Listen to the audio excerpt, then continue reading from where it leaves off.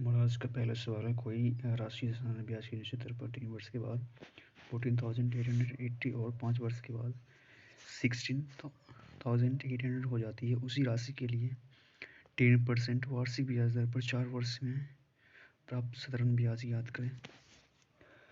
तो यहाँ पे कोई धनराशि साधारण ब्याज दर पर 3 वर्ष में इतना हो जाती है, 5 वर्ष में इतना हो जाती है। तो इसमें ईयर्स में गैप 2 ईयर्स का है, तो हम लोग 2 ईयर्स का अमाउंट निकालेंगे यहाँ से, जो 2 ईयर्स का एक्चुअल में ऐसा ही होगा। 2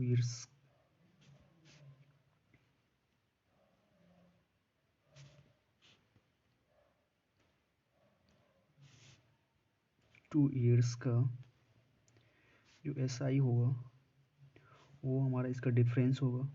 16,800 में से हम 14,880 घटाएंगे तो हमारा आ जाएगा 1920 के समथिंग आएगा, 1920 के समथिंग आएगा। तो 1920 रुपया हमारा 2 ईयर्स का SI हो गया।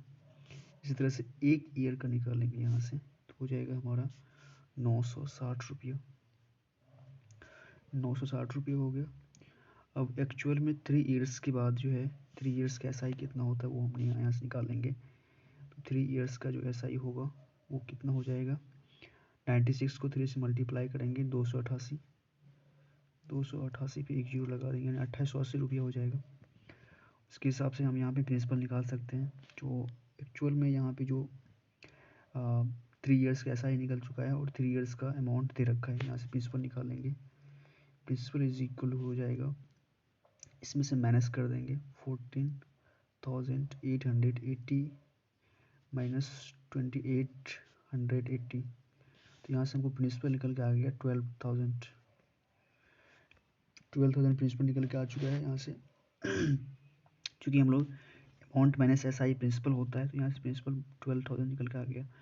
अब क्वेश्चन बोल रहे हैं कि उसी राशि के लिए 10% वार्षिक ब्याज दर पर 4 वर्ष में देना ब्याज। तो यहाँ से हम अगर नेक्स्ट की बात करें, यहाँ से 4 वर्ष के लिए जो हमारा प्रिंसिपल था वो 12,000 निकल चुका था,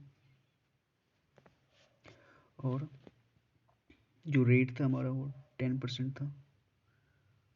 रेट हमारा 10% है, और समय जो दिया हुआ है वो 4 ईयर्स है। तो यहाँ से हम SI जो निकालेंगे 4 ईयर्स के लिए 12,000 का 40%, 12,000 का 40% हो जाएगा हमारा 4,800।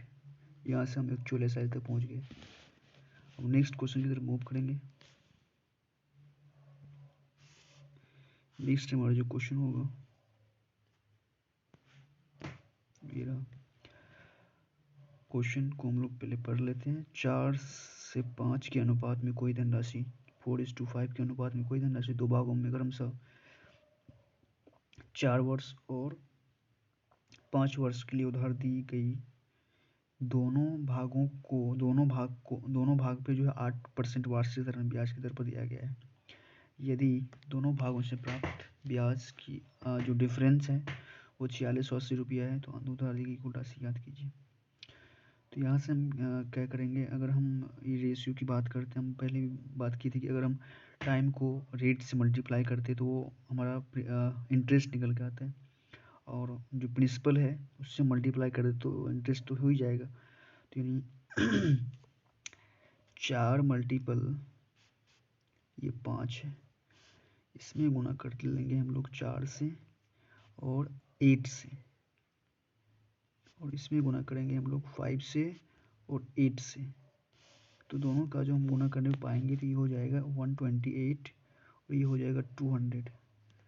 200 हमारा ये हो गया प्रिंसिपल और ये हो गया हमारा अमाउंट, ठीक है। और बोल रहे कि डिफरेंस जो दिया हुआ है, इसका दोनों के बीच में डिफरेंस दिया हुआ है वो दिया हुआ है 4680 रुपये का, यानी 72 यूनिट का जो डिफरेंस है वो दिया हुआ है 4680 रुपया। 4680 रुपये हो गया। अब 1 यूनिट का वैल्यू जो है यहाँ पे निकालेंगे, तो 1 यूनिट का वैल्यू निकालेंगे तो यहाँ से निकल जाएगा हमारा 65 6 7 42 होता है, यानी 65 टाइम्स में लग रहा है, ये 65 टाइम्स में लग रहा है। अब हमको चाहिए टोटल यूनिट चाहिए, जो 4:5 में दिया है, तो दोनों को हम ऐड कर लेंगे 9 हो जाएगा। ये 9 यूनिट का वैल्यू पूछ रहा है, 65 × 9 तो ये हो जाएगा 585। 585 पे 2 जीरो लग जाएगा, वही हमारा आंसर होगा। क्योंकि यहाँ पे आप रेशियो में दिया हुआ है तो 400 500 होगा, ये हमारा आंसर हो गया। नेक्स्ट क्वेश्चन मूव करते हैं। ये हमारा हो गया 3 नंबर का। एक्स परसेंट वार्षिक साधारण ब्याज की दर पर कोई निश्चित राशि 3 वर्ष में 81,840 और 5 वर्ष में 92,400 रुपये हो जाती है।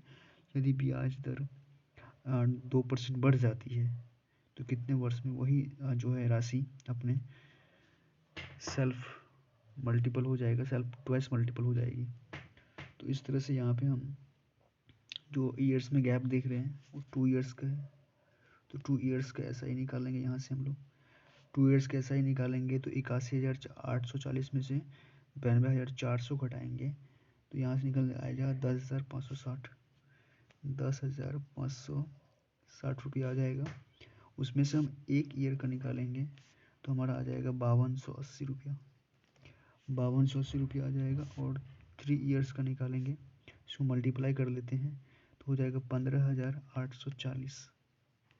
ये हमारा 3 ईयर्स का ऐसा ही निकल के आ गया। 3 ईयर्स का ये ऐसा ही है, याद रखिएगा, ये ऐसा ही है। 3 ईयर्स का ऐसा ही है। यहाँ से हम प्रिंसिपल निकालेंगे एक्चुअली में क्या होता है। तो ये 3 ईयर्स का हो गया। तो यहाँ से 81,000 जो हम अमाउंट था हमारा 840 में से माइनस कर लेंगे 15,840। तो यहाँ से जो निकल के आ जाएगा वो निकल के आ जाएगा 66,000। 66,000 प्रिंसिपल निकल के आ गया। 66,000 प्रिंसिपल निकल के आ चुका है। अब हम इससे रेट निकालेंगे।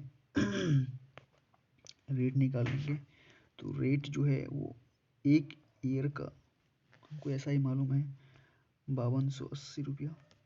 और हमको टोटल प्रिंसिपल पे रेट चाहिए 66,000 मल्टीप्लाई 100, ये हमारा रेट हो जाएगा। 2 जीरो जीरो कट जाएगा, 1 जीरो से कट जाएगा और 66 8 टाइम्स में कट जाएगा, यानी 8% हमारा जो वो रेट निकल के आ चुका है। अब न्यू रेट बोला है क्वेश्चन, अकॉर्डिंग टू क्वेश्चन कि आपका 2% बढ़ जाता है तो न्यू जो रेट हो जाएगा वो 10% हो जाएगा। 10% हो गया। अब यहाँ से जो है हम टाइम निकालेंगे। अब टाइम में बोला गया है जो दोगुनी हो जाती है तो 66,000 को तो अब दोगुना मल्टीप्लाई कीजिएगा, फिर उसमें से आप 66,000 घटाइएगा तो 66,000 यानी 66 इंटरेस्ट निकल के आ जाएगा। 66,000 इंटू 100 बाई में ऐसा इंटू 100 और प्रिंसिपल हो जाएगा 66,000 दिया ही हुआ है प्रिंसिपल 66,000, प्रिंसिपल भी 66,000 और यहाँ से हमको टाइम जो रेट दिया हुआ 10% निकल कर ये तो कट ही जाएगा और 10 से कट जाएगा। 10 ईयर्स जो है हमारा इस क्वेश्चन का सही आंसर होगा। नेक्स्ट क्वेश्चन की तरफ पढ़ते हैं। ये हमारा रहा 5वां क्वेश्चन। 25,600 की धनराशि को एक भाग को 7% वार्षिक और शेष को 9% वार्षिक साधारण ब्याज पर निवेश किया जाता है। 3 वर्ष के अंत में जो कुल जो ब्याज है वो हमारा 5832 है। कितनी राशि को जो बोल रहे कितनी राशि को 9% जो है 9% कितनी राशि को 9% साधारण ब्याज पर निवेश किया जाता है। 3 वर्षों के अंत में 9% पे कितना राशि निवेश किया गया है। तो यहाँ से हम निकालेंगे जो 3 ईयर्स का जो टोटल दिया हुआ है। तो 3 ईयर्स में जो टोटल प्रिंसिपल है हमको ये दिया हुआ है। यहाँ से प्रिंसिपल दिया हुआ है 25,600। उसके बाद यहाँ पे जो हमको सम दिया हुआ है वो दिया हुआ है सम यहाँ पे 3 ईयर्स के लिए, उसको हम ऐसा ही बोलेंगे 5832 दिया हुआ है। तो यहाँ पे हम रेट निकालने जा रहे हैं। रेट निकल के आ जाएगा 5832 मल्टीपल 100 बाई में हो जाएगा 256 25,600 मल्टीपल 3 ईयर्स के लिए था ये, तो यहाँ पे 3 से मल्टीप्लाई करेंगे, 2 0 0 कट जाएगा। लगभग जब आपका कैलकुलेशन करना है तो ये 7.6% ओवरऑल रेट आ गया हमारा। इसको हम लोग बोलेंगे ओवरऑल रेट। ये ओवरऑल रेट निकल के आ चुका है।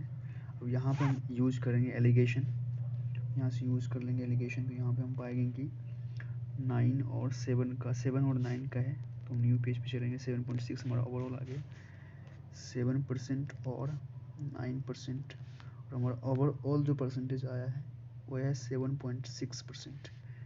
तो यहाँ से हम क्या करेंगे, डिफरेंस निकाल लेंगे। यहाँ से हम डिफरेंस निकालेंगे तो ये हमारा होगा 1.4, ये हमारा हो जाएगा 0.6। तो यहाँ से पॉइंट हट जाएगा तो ये हो जाएगा 7,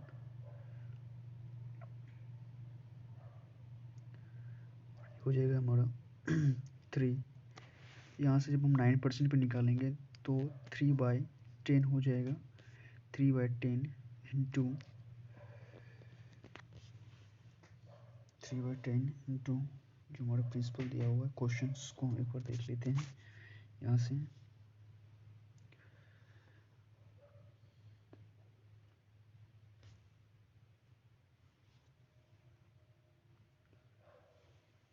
3/10 दिया हुआ है। क्वेश्चंस हम यहाँ पे देख लेते हैं। जो हमारा क्वेश्चंस है वो ये है,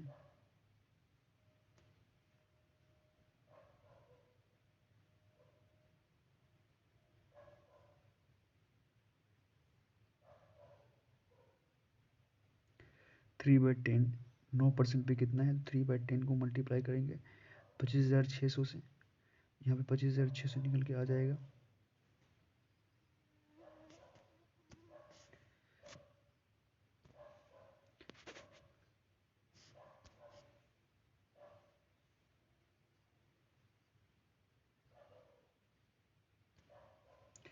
थ्री बाई टेन 25,600, 0 0 कट जाएगा, इसको मल्टीप्लाई करेंगे। 6 3 से 18, 5 3 से 16, 7600, 680। अप्रॉक्सीमेटली ये 7600 के आंसर के आसपास होगा अप्रॉक्सीमेटली। ये हमारा आंसर हो गया।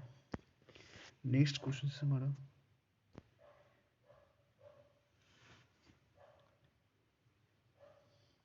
साधारण ब्याज पे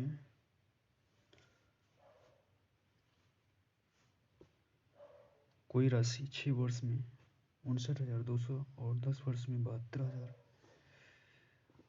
हो जाती है। यदि ब्याज की दर 2% अधिक हो तो कितने वर्षों में ये 76,000 हो जाएगी।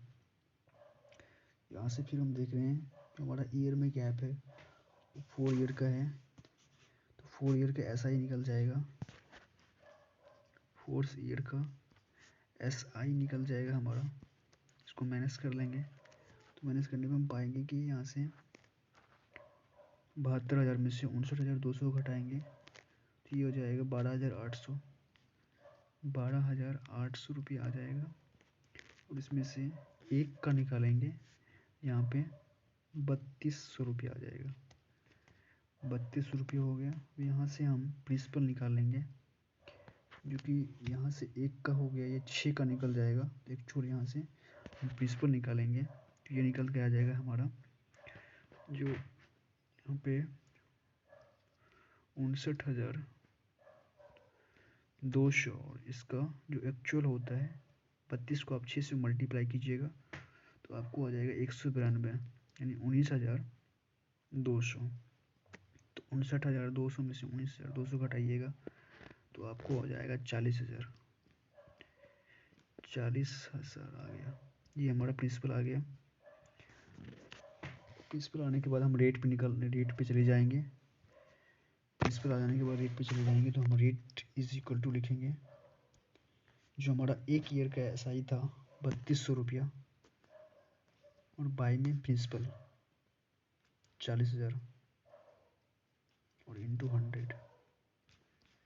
2 0 0 कट गया, यहाँ से 2 0 0 कट गया, 4/8 32 हो गया, 8% हमारा रेट निकल के आ गया। अब न्यू जो रेट होगा वो 2% बोला जा रहा है कि बढ़ाया जा रहा है, तो यहाँ से हो जाएगा हमारा 10% हो जाएगा 10%। अब जो टाइम निकालेंगे, तो टाइम जो निकालेंगे तो ये प्रिंसिपल हो गया।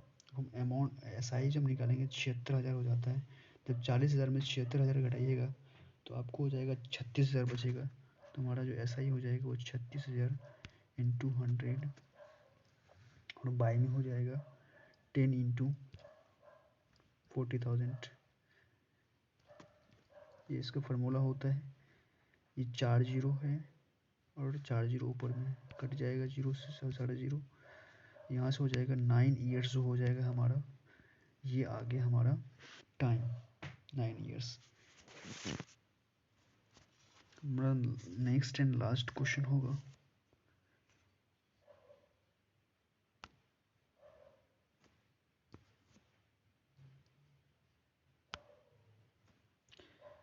ये क्वेश्चन है, बहुत इम्पोर्टेंट है। जब वर्षों की संख्या प्रति वर्ष ब्याज दर के आधे के बराबर होती है तो किस राशि पर साधारण ब्याज राशि का 1/8वां हिस्सा होता है?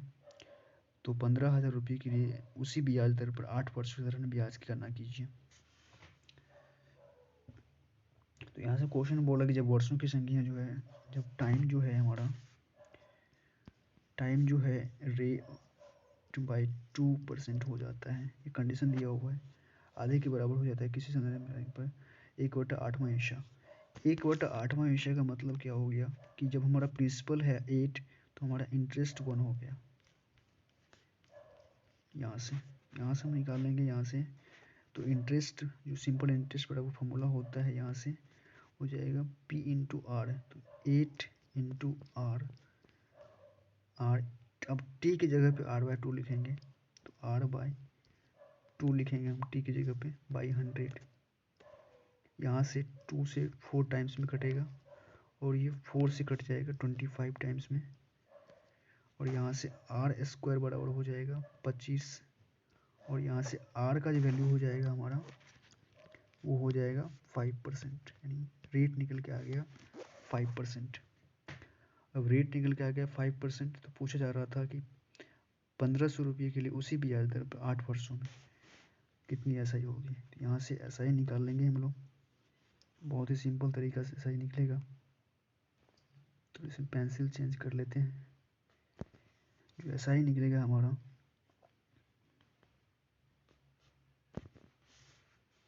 वो निकल के आ जाएगा 15,000 का 40%, 8 ईयर्स की बोल रहे हैं, 15,000 का 40% हो जाएगा। तो 15,000 का 40% जो होगा वो निकल के आ जाएगा हमारा 6,000।